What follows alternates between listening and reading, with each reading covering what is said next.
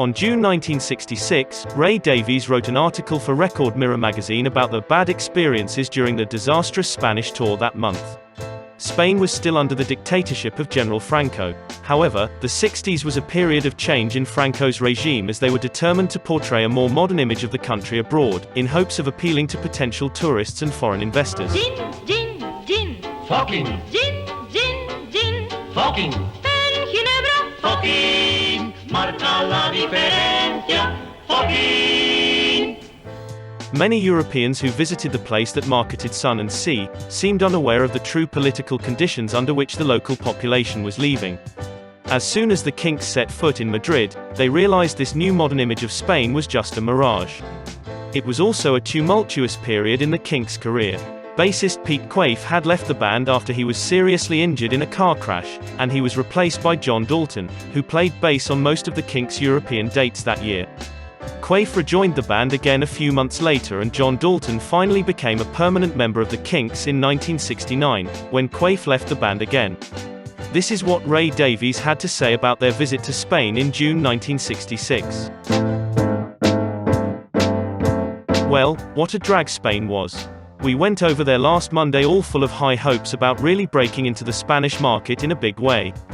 The guy from the Spanish branch of our record company who met us at Madrid airport, told us that we were about the number 3 group in Spain. But it was not to be.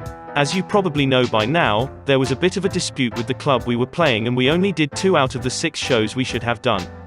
They reckoned that because Pete Quaife wasn't with the band, our replacement bass guitarist John Dalton was working under false pretenses. So they let us do 2 shows, then started hassling about the money. They persuaded the police to take away our work permits, and tried to have John arrested. In fact, the agency out there was on our side, and had made out the work permits in the name of John Dalton. But the club would not wear this, and first of all insisted on paying us considerably less money than was stated on the contract. Our manager, Grenville Collins, who travels with us everywhere, naturally refused this, so the club people got a bit nasty and refused to pay us any money at all. They wouldn't even pay for the 2 shows we'd done on the Monday night. This was all a bit worrying because we'd heard all these stories about the police being very strict in Spain, and we were expecting the law to walk in and march John Dalton off to prison at any minute. I'll give you an example of the way the law works over there. On the Tuesday afternoon, we did a photo session for a magazine in the town square. Some kind of policeman attached himself to us immediately. Mick Avery accidentally put about 2 inches of his shoe on the grass. The policeman started blowing his whistle furiously at Mick, and went for his gun. Not that the grass was all that nice, it was awful. Nevertheless, we cut out rather sharpish. There are a lot of Americans in Madrid. There's an airbase just outside of the city, and we had a lot of American chicks just dropping in at our hotel, appropriately called El Washington. Some really keen fans walked up all the stairs to our rooms on the 9th floor to ask for our autographs, only to get turned away by the hotel staff, who frown on that kind of thing. We had taken a brand new road manager with us, and he had a bit of trouble with our PA system. He got a bit confused with the differences in voltages between the continent and Britain. So, on the 2nd day there, we flew Sam Curtis, that veteran of all veteran touring managers, to help us out. Trouble was that he was already on his way to us when we found out that we weren't playing anymore. But we bought him dinner at our hotel.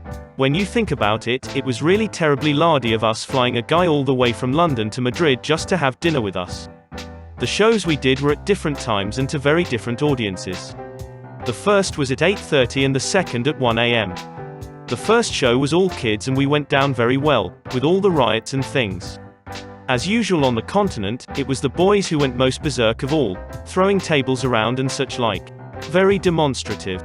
The police had to come in, wielding their batons, to break up a couple of riots. The second show was full of people from ages 20 to 45. They were just as receptive without actually throwing anything around.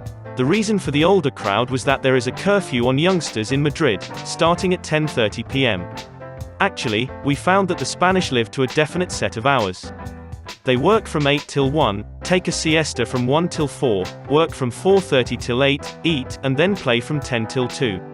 At night, we went out looking for some action. Nightclubs, flamenco music, anything. But as everything stops at 2 on the dot and we didn't know Madrid at all, it was very difficult. But we did find a groovy billiard hall. Over there billiards is played differently to our method. For a start, they don't have any pockets in their tables. And to score, you must keep on hitting the white and the red consecutively with your white.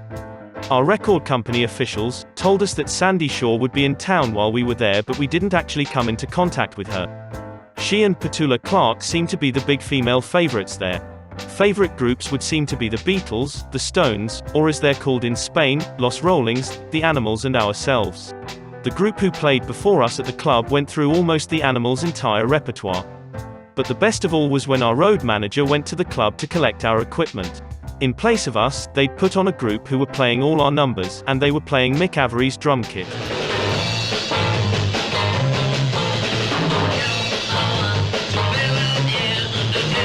Owing to the fact that we were expecting the police to descend at any minute and arrest John Dalton, we got the first available plane out of Madrid. We tried to charter a plane to Oslo, which is where we were next due to play, but that would have cost us a cool £2,500, so we took a plane to Paris and then got a connection to London. The flights were both pretty bumpy, so we all polished off some duty-free brandy on the planes by toasting record mirrors Richard Green and wishing he was here. We did have one really big tragedy on the trip, at least Mick Avery considered it a major disaster. He lost a pair of shoes. And he only owns those 2 pairs, both pairs identical. Now he'll have to go and buy another pair. Let's hope they are at least a different color.